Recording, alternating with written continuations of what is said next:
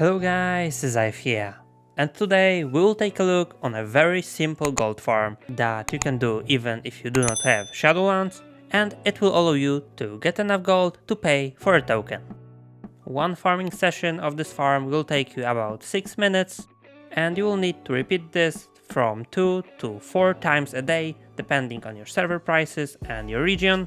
And by farming this constantly every single day, you shouldn't have problems getting enough gold to pay for a token.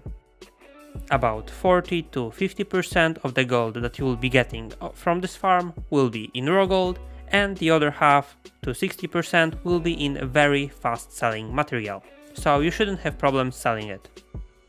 Before we go into the farm, I want to remind about Students 0 to 10 million gold guide, which is an over 100 pages long guide that will help you with gold making.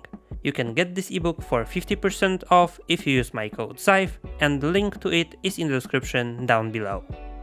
Okay, with that being said, let's go to the farm. Okay, we will be farming Heart of Fear raid from Mists of Pandaria on LFR difficulty. And to enter this raid, you will need to talk with Lorewalker Han, that is on Pandaria, Vale of Eternal Blossoms, in Mogushan Palace. And all you need to do is basically talk to him and choose the third option, which is Tell me of the dread approach to the Heart of Fear, and you will be queued for the instance. After a couple of seconds, you will get a pop-up to accept it, and you will be teleported into the raid. Once you're inside, you just will need to follow this simple sequence and just kill those 2 guards that are on the beginning, then kill a couple of mobs in the room, and those 2 big packs of mobs on the edges of the room. And once you're done with killing them and looting, you need to right click your portrait and click Leave Instance Group. Then you will be teleported to the NPC that allowed you to enter here. And you just need to repeat that over and over again.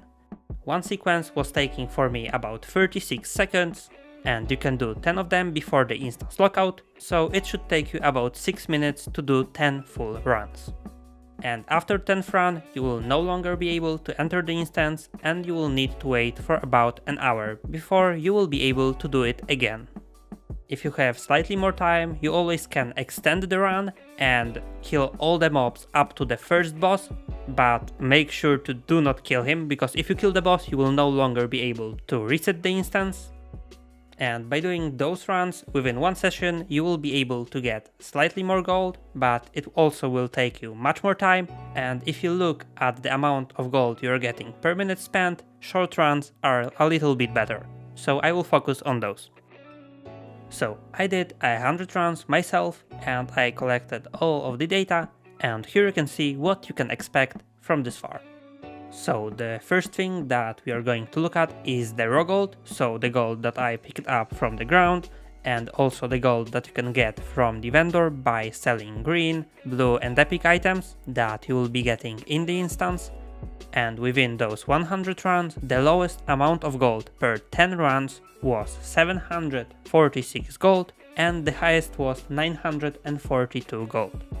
But that is not it, you also will be getting logboxes, ghost iron logboxes, that you can open on a rogue, and if you don't have your own, you can always create a class trio and mail all the logboxes to the class trio, open them on him and mail them back. You really shouldn't ignore those logboxes, because on average every single one that I've opened contained about 45 raw gold. And from 10 runs I was getting anywhere from 1 up to 6 logboxes. So that gives us anywhere from 45 gold to about 260 additional gold per 10 runs. So after adding everything up, I was getting anywhere from 820 to 1120 gold per 10 runs. And we are talking here about the pure gold, so you don't need to deal with auction house and any of this stuff. But as I said, raw gold is only about 50% of the gold that you are getting here, and the other 50% is coming from Spirits of Harmony. Within the instance from the mobs, you will be getting modes of harmony, and you can turn 10 of them just by right clicking into Spirits of Harmony. They are going for about 200 gold each on EU servers and for slightly more on US. But for the purpose of this video I used the value of 200 gold for both regions. Okay, and within 10 runs I was getting anywhere from 46 modes of harmony up to 70 modes of harmony, which gives 4.6 to 7 spirits. And with the price of 200 gold per spirit, it gives anywhere from 920 gold to 1400 gold per 10 runs, for the average of 1100 gold.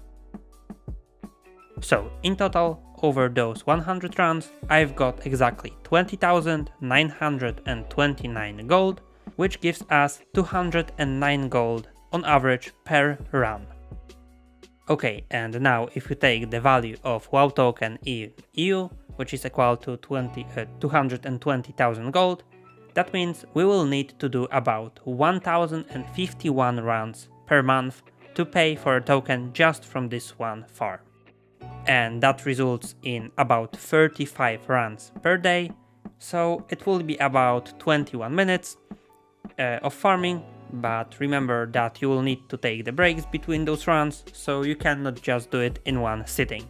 For US, however, it looks way better, because the price of the token over there is about 150,000 gold, and that means you will need to do only about 716 runs within a month, so basically close to 24 runs a day, so about 14 minutes of farming every single day.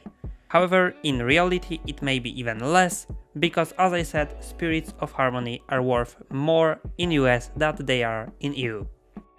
So overall the farm is giving about 21,000 gold per hour spent on farming, and from that 21,000 gold you are getting about 10,000 raw gold and 11,000 gold in materials. So considering this farm is really simple and you don't need to make a group and do any preparations at all, and you also can farm this even if you don't have Shadowlands, so on level 50 character. On top of that, you're farming a material that is selling very quickly on the auction house, because it's needed to craft a lot of different things from Mists of Pandaria. So this farm is really decent.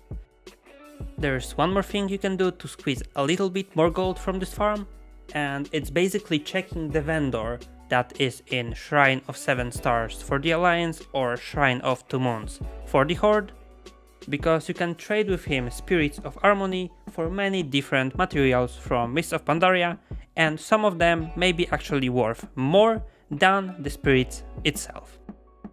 And that will be it for the video, guys. Thank you so much for watching, and see you soon in the next one. Also, I would like to thank for all the members for the support, and if you survived up to this moment, please let me know in the comments by writing a comment containing spirit. See you soon, guys. Bye bye.